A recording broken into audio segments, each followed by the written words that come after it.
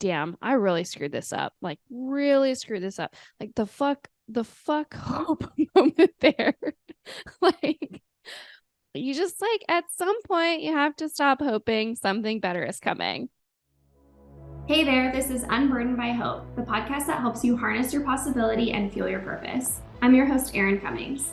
Here we're breaking free from the chains of hope and unlocking the power of inspiration within. Get ready to ignite your soul because we're diving deep into the art of letting go, embracing the unknown, and creating a life unburdened by the limitations of hope. Together we'll uncover the secrets to finding purpose, fueling our passions, and crafting a vibrant existence that sets our hearts on fire. So, are you ready to burn it down what's no longer serving you and step into a life driven by possibility? Let's dive in, my friends, and unleash our boundless potential. Here we go. Episode 6. Thank you guys so much for listening. I would love to hear how these intentions are helping you working for your life, if you've implemented them, and your favorites so far. In the show notes, you can contact me. You can ask me questions. You can leave a voicemail. Those voicemails can be played on the podcast, and I can answer any questions you have on podcast time. So do that. It'll be super fun. Anyway, let's get back to it this week. Happy, I don't know, whatever time of day you're listening to this. I have a fun episode for you this week. It's all about settling versus deciding. I think it's super interesting, this concept, because you have to decide to settle. And if you end up settling, you've actually decided on something. It's a very circular thing.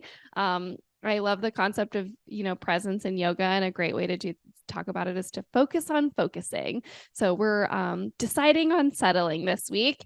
This concept I thought would be fun to talk about because it was inspired by carpool pickup. So I don't actually do carpool pickup. Our kids normally go to like an after school program and I pick them up later. So I don't ever have to deal with like the carpool line. I have before when our kids were younger, but now I don't really do much with it. And my son went to basketball camp over the summer, really cute little basketball program.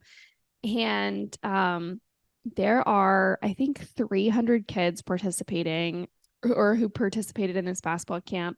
And oh my God, like the carpool line pickup was a total shit show. And if you have a kid and you have to deal with carpool, I mean, you automatically were probably just even triggered at the word carpool. So it's like a Monday through Friday camp. And about Wednesday, I have now decided I have found a shortcut. And so if I got there at a certain time, I was able to go in a different line and cut into the big line. Obviously.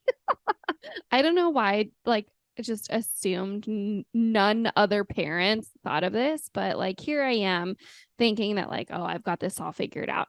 So I think it was like Wednesday, I had gone to go pick him up from basketball camp, and I'm running a few minutes late than I like normally would have. And I'm in the main pickup line that's like super long. And I'm like, you know what? I couldn't really tell. Like I had been sitting in that line for a while, but I couldn't really tell if I could see a bunch of cars in the what I knew as the shortcut line at that point. So I'm sure you know where this story is going. So I sat in this line for a while, and then I decided that this line wasn't good enough anymore, and that other line it's just gotta be shorter, right? Like it moved quickly the past 2 days. And why wouldn't it just have worked again this day?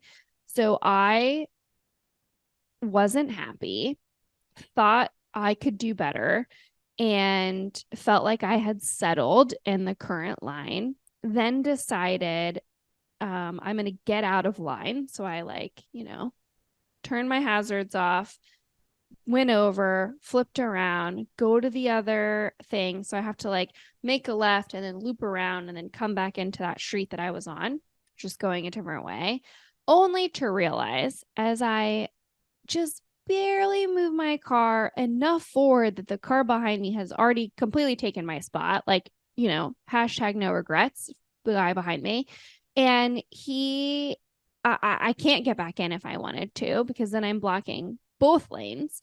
So I realized at this point I totally fucked up, because that line, what I thought was the short line, was double, I would say double the length of the other line that I was currently in.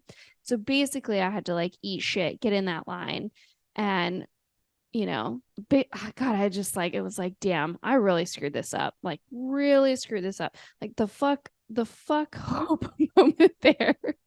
Like, you just like, at some point, you have to stop hoping something better is coming, right? Like, I just hoped and hoped and hoped that other line was shorter. Like, I'm just going to hope no one's going to be there. And I know the secret. But really, what I did was I decided that this line wasn't good enough, and I thought I knew better. And so I jumped over to the other line, only for it to be completely wrapped around the building and it take double the amount of time for carpool pickup. Like, big, big whoopsie there. So at some point, like I said, you have to stop hoping something better is coming, and you have to live into the better that you actually created. Like, I could have just lived into sitting into that line and then like using the time that I saved to do something else. But what does living into the better I even created actually mean? Like, it means it's impossible not to settle on something. Like, I had two choices in that instance, was like, settle, quote unquote, settle and stay in the line that I was in carpool, or decide that settling in that line wasn't good enough. And then I had to go settle in the next line. I mean, I guess I could have just like really blown through, taken the bus line and then like cut in that way, which then it's like, oh, I'll just settle on like making all these people mad. But at some point, settling is actually deciding on something. So real quick, before like we get real deep into this discussion, what we're not settling on, what we're not deciding to stay part of, are like toxic relationships and like inappropriate things and all of that kind of stuff. Like, we're talking about like a higher level kind of situation here. Like, please don't settle where you're not supposed to settle. Like, we are talking once again about small things that help create big action in your life, not the really big problems. Like, the really big problems should be solved by someone who can handle and manage and support you with the really big problems. That is not me. I mean, I'll try my best, but like, that is not me. I'm here to support you and to share funny stories about my life and stuff with small problems that can make big impacts. And that means you're going to stop like thinking you're settling in the carpool line that you're in, and you're just going to stay there. At some point, you have to just stay there and pick what you think works. Okay, real quick, I am interrupting myself just like someone with ADHD would, but I want to tell you we are doing a giveaway for the podcast. So this is what I want you to do. I want you to subscribe to the podcast, subscribe, follow, whatever you call it. Please leave a review. If you could then screenshot the review and email it to me at info@erincummings.com. Almost forgot my name, as obviously I would. We will announce the winner each week on the podcast for the next few weeks. So we'll have a weekly winner, and I will send you an autographed copy of The Possibility Project and a special swag surprise, unreleased swag, podcast swag. You will get first exclusive grabs of that. So once again, subscribe to the podcast, leave me a review. Please send me a screenshot, and we will pick a winner each week for the next couple of weeks, and you can win some swag. All right, back to the show. So what's interesting about all of this is, like, I read a stat one time that was like, we make I think it's like an average of 35,000 decisions a day. Like, that's pretty overwhelming. That's totally overwhelming. And a lot of the stuff that we're deciding on are like, it's all habit, right? Like, we're deciding what to eat, what to wear, we're going to go for lunch, when to refill your water bottle, when to go to the bathroom. And, sometimes that is a decision. You're like, well, if you're in the carpool lane, you're going to have to decide to go to the bathroom later. I mean, you can just settle and pee in the car, I guess, but probably you're going to, decide to wait till you get back home. But like, I think it's knowing when you're in a big decision versus small decision too, deciding what decision you're in. That's a real Willy Wonka situation there. Um, but I think that it's the overwhelm of choice that I think really screws us all up. Like what really screws us all up is the overwhelm of choice and the quote unquote good enough thing. Like at what point is good enough actually good for you? And at what point is good enough actually not good? And so I think situations like this was the same thing we talked about last week, like the unlevel shelf. Like, is the crooked shelf settling, or do I decide to actually do something and fix the shelf? So I talked about it last week, right? If you didn't listen to episode 5, I talk about a crooked shelf, so you can go back and listen to that. And it's like, I think at the original year beginning of the studio creation, having a crooked shelf was settling, but it had become to a point in which a crooked shelf was no longer acceptable. So I decided to do something about it. And I think also that growth and should and will be there, where one thing is okay for a while, and then at some point there's like a tipping point, and then that thing is no longer okay.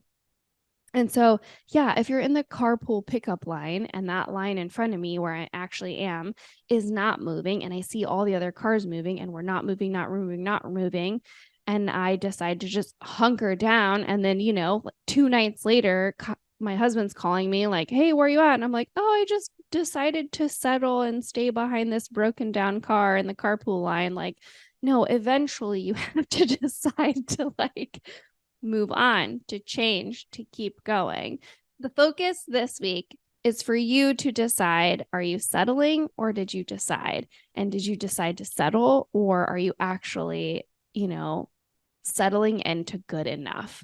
And I think that that's the thing, is like we all end up settling on something. I settled on an Americano this morning. I settled on these, like, the idea that I like to wear black because when I'm at work, and really a lot in my life, because it's an easy decision. Because I just said we make like 35,000 decisions a day. I want easy stuff that I can grab and put together so it's less work for my head. It's when I buy something new and I go to my closet, I really try and do a one in, one out rule and have like one thing that it's like a one category piece kind of thing. And so that creates the opportunity to make one less decision, or something I don't have to quote unquote settle on in my life anymore. And I think practices like that can make such a huge difference when it comes to decision fatigue, because all of us have that. And if you're listening to this podcast, I can only assume that you have a lot of shit going on in your life, and you are clearly taking steps to create goals, set boundaries. You have a vision, you're up to something, and like that means you're deciding a lot of things and you're doing a lot. And at some point you have to settle on the fact that like you chose to wear the same jeans that you wore yesterday. And you know what? No one cares, because jeans are jeans and they can be worn more than 2 times. And it's not gross. It's a thing. Look it up. Okay. So I want to do like a mindful exercise with this.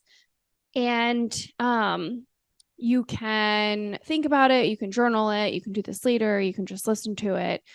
But when I talk about settling versus deciding, in this context, I'm talking about like smaller things, right? Like smaller things create a big impact. And if you're trying to choose if you are settling or if you are wanting to decide on something else, a great exercise to do, and I learned this from the book called The Full Body Yes, and it's by Scott Shute. He was the mindfulness leader of LinkedIn for a really long time. I've listened to a couple podcasts he's been on.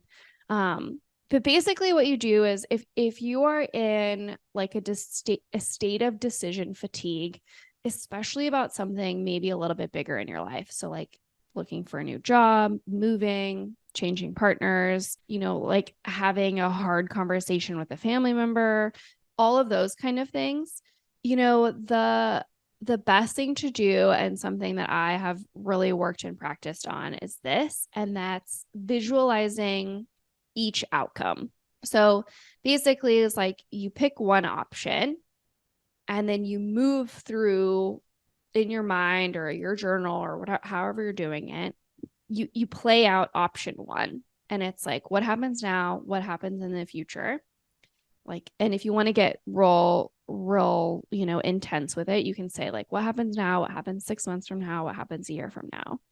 And then you have to kind of do some sort of mind cleanser. So like some sort of coffee bean in the nose, like, palate cleanser for your mind. So be a good idea to like go do something can clear your head. And then you'll come back and you'll do that again with the second option. So you'll visualize like, okay, I've chosen to do this instead. What's happening now? What's happening 6 years from now? 6 years from now? What's happening now? What's happening 6 months from now? And then you kind of sit with that. How do you feel? What's it feel like? Same thing, for one. Make sure you give yourself time to like also, kind of feel the feelings. But seriously, once you go through route one and once you go through route two, and maybe there's a third option, I wouldn't do, for sure, I wouldn't do this with more than 3 options. Like really try hard to narrow it down to 2.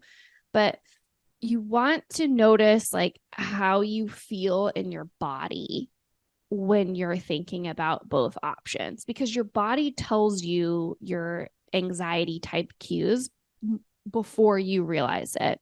Like before you realize that like this is a bad choice or this is a good choice, or maybe even if you take like bad and good out of the equations, like maybe this is a choice that'll work for me and this is a choice that won't work for me, your body will tell you first. I don't know what that's going to look like for you, but for me it's like heart rate, sweaty, any sort of like twinge or something that like doesn't feel good. Like if you're someone that like can kind of get a vibe of the room, like if you get those like really hype feelings or really prickly feelings, like it'll be the same thing with this. If you pick option 1 or pick option 2, like you will have those like visceral physical sensations when you're trying to choose. So you want to choose not only like how does your body actually feel, but like which one aligns with what you're up to in your life. Like if option 1 feels good, and you have to go kind of deep, like does option 1 feel better because it's pretend safe, or are you just scared of what's going to happen next? It's not about that. Like it's about like what's happening in the future. And you go back to like the crooked shelf thing, like it's not going to fix itself. So like what are you going to decide to do now so that it can be maybe fixed or maybe be better in the future? You can also play out. I wouldn't go down the spiral of like, well, if I just get out of line and go over there, then oh no, what if I end up in a line that wraps around the building? And then it's like, whoa there, Nancy, just like pump the brakes. No need to like, worst case scenario this. You want to focus on body sensation and like what option actually aligns with your future vision and goals that you are working on. So this week, you're saying fuck hope to hoping that something's going to be better. Don't get out of line. Choose, right? I clearly said yes, and didn't have a parachute waiting for me with the whole basketball line pickup situation. Oh my God. I will not make that mistake again. Like hard lesson learned there.